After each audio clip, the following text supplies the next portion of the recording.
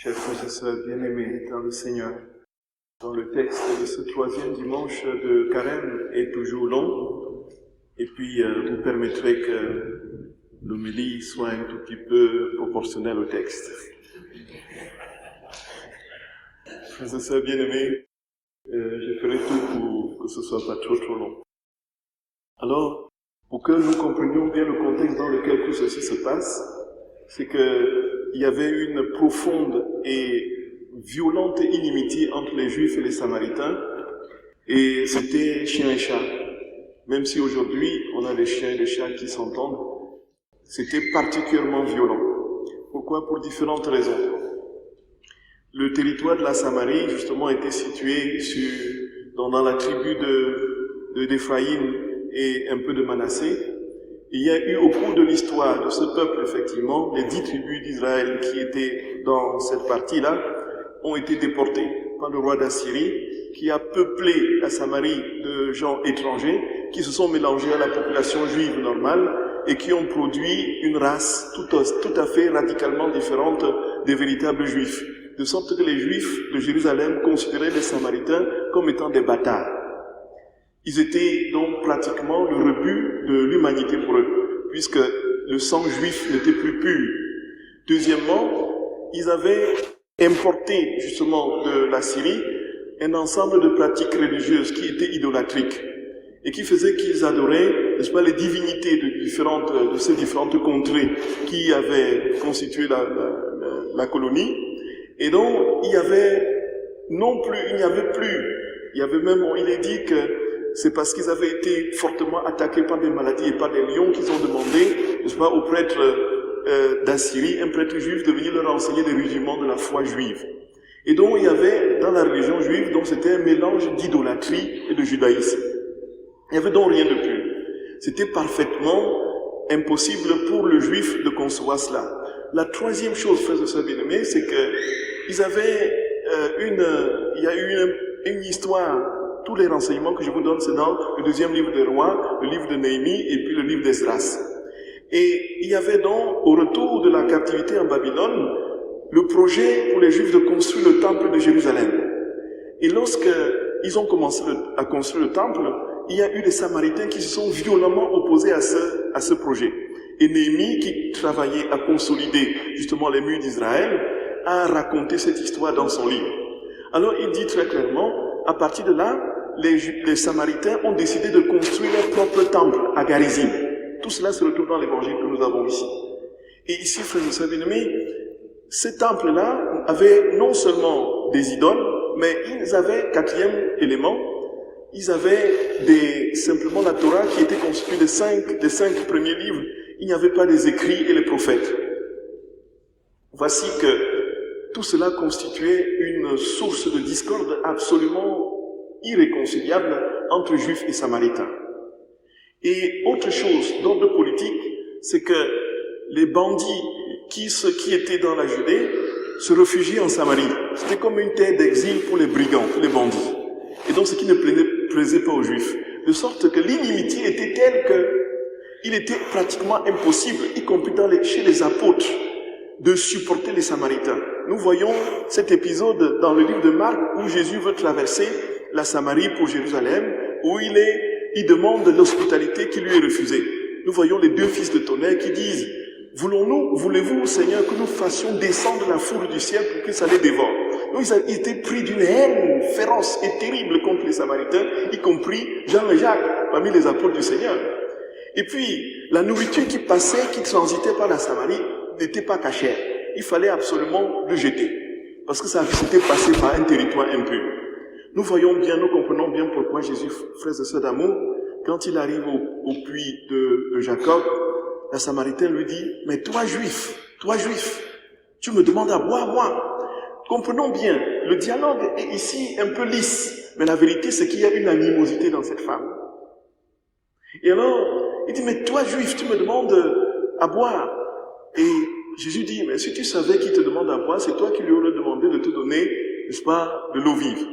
Et puis, toujours sous ce ton de défiance, il dit, mais serais-tu plus grand que nos pères qui ont essayé, donne-moi donc de cette eau, pour que je ne vienne plus boire. Et puis Jésus dit, alors voici celui qui boira de l'eau que je donnerai n'aura plus jamais soif et j'arriverai en lui en source d'eau vive éternelle. Et puis, il dit, mais Seigneur, donne-moi alors cette eau, donne-moi cette eau, qu'on voit que je ne viens plus ici boire, sur un ton de moquerie. Au fond, le truc est là. Non seulement elle est bassement humaine dans l'eau matérielle, mais doublement dans un ton de défiance et de moquerie. Alors Jésus, frère et sœur, voyant que tout est terre à terre, il va élever le niveau. Il va dire, maintenant, va chercher ton mari. Ici, frère et sœur bien-aimés, c'est là que la femme lui dit, je n'ai pas de mari. Il dit, oui, tu dis vrai. Tu as eu 5 maris, et puis celui que tu as aujourd'hui, ce n'est pas ton mari. Et puis elle est complètement bouleversée. Voilà, elle redescend d'un cran de son ton de défiance et elle comprend qu'il faut s'élever. Oui Seigneur, je comprends que tu es un prophète. Frères et sœurs d'amour, voyons bien comment Jésus opère. Quand il vient au bord du puits de la Samaritaine et qui dit j'ai soif, ce n'est pas une manière d'introduire le sujet. Ce n'est pas une captatio benevolentia, comme on dit, une manière d'une accroche pour dire bon voici, il faut que je te convertisse. Il a vraiment soif.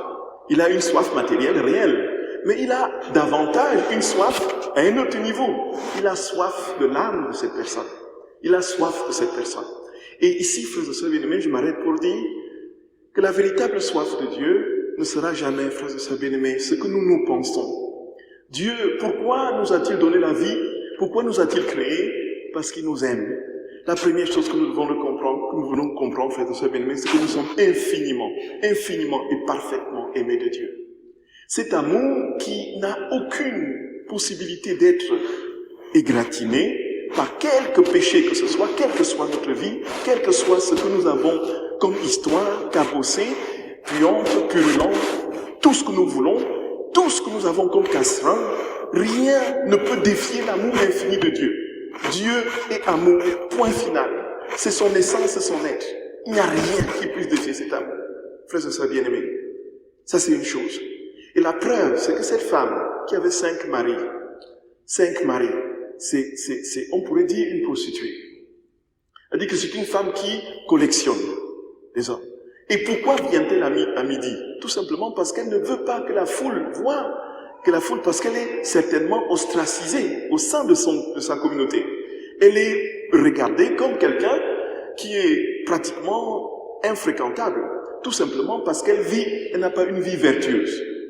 Voici qu'on est au cœur de ce qu'il y a de plus abject dans ce peuple-là. Et ici, Jésus dit, viens, je touche du doigt, j'ai soif de toi, malgré ce que tu es, j'ai soif de toi, je te veux, toi, je t'aime, toi. C'est inouï, frères et sœurs d'amour. Vous êtes d'accord avec moi que c'est inouï? Par rapport à nos jugements aujourd'hui, regardons comment nous regardons les autres. Voyons comment nous regardons les autres. Il suffit d'un seul petit truc. Et immédiatement, tout l'autre est lynché. Il est lynché de la manière la plus impardonnable que ce soit. Nous nous érigeons en juges, des juges intrépides et absolument dépourvus de tout sentiment de compassion et de miséricorde. Nous détruisons. Nos paroles y vont à bon train. Nous détruisons. Jésus, lui, qu'est-ce qu'il fait? Il fait l'inverse. Il va trouver notre cambouis. Il va nous sortir de notre cambouis et nous dire, voilà. Nous voyons bien, frères et sœurs, mais lorsqu'elle entend cela, qu'est-ce qu'elle fait? Elle va dire, mais alors, maintenant, le temple là, vous avez dit, vous juifs, que c'est à Jérusalem qu'il faut adorer, alors que nos pères disent que c'est à Garizim. Nous comprenons l'histoire du temple, de 2 temples concurrents. Alors, il dit, mais en fait, femme, je te dis que ce n'est plus ni sur ce temple-là, ni ici que vous allez adorer. C'est Dieu éternel et esprit. Et ceux qui l'adorent en esprit et en vérité. Qu'est-ce que cela veut dire, frères et sœurs d'amour? Cela veut dire tout simplement que Dieu pardonnez-moi le terme, ça va être choquant. Je veux peut-être changer de terme. Je voulais dire Dieu se fiche. Alors, Dieu ne se préoccupe pas de ce que nous avons comme pratique. Il ne se préoccupe pas de cela. Ce qui l'intéresse, c'est la relation que nous avons avec lui. C'est l'intimité d'amour que nous avons avec lui, frères et sœurs bien-aimés. Il ne se préoccupe pas de tout ce que nous avons autour, comme, voilà, tralala. La vérité est là, la vérité est là. Celui qui adore le Père l'adore en esprit et en vérité. Et Dieu sait que nous avons très souvent, dans un ensemble, dans un déploiement de rituels, mis en place un ensemble de pratiques qui ont parfois l'impression, plutôt, qui parfois veulent déloger l'essentiel. Pourquoi est-ce que ces pratiques extérieures sont mises en place? Pour que notre intériorité s'établisse dans la vie de Dieu, pour que Dieu vive en nous pleinement. Mais c'est en esprit et en vérité qu'on fait ce d'amour, l'intimité que l'on cultive avec le Seigneur. L'intimité que l'on cultive avec lui, c'est le point focal, c'est le focus de toute la vie chrétienne. Et le reste vient se bâtir au-dessus. Cette intimité nous est donnée dans les sacrements, dans sa parole, effectivement. Et s'il n'est pas question ici de dire que voilà, si parce que je fais une pratique extérieure, que je suis agréable devant Dieu. Jésus dit, les temples que vous avez, toi, crois que je suis ton Seigneur et ton Dieu et que je viens à toi. Frères et sœurs bien-aimés, voilà le clou de l'histoire. Et la femme, maintenant, est complètement remuée. Qu'est-ce qu'elle fait? Exit tout le regard qu'on peut avoir sur elle. Exit toute la considération la déconsidération qu'on a d'elle. Alors qu'il est plein midi, près de 45-50 degrés à l'ombre, elle va courir raconter ce qui s'est passé aux gens. Voilà, dans l'Écriture, c'est la première femme. C'est la femme, la première personne à évangéliser.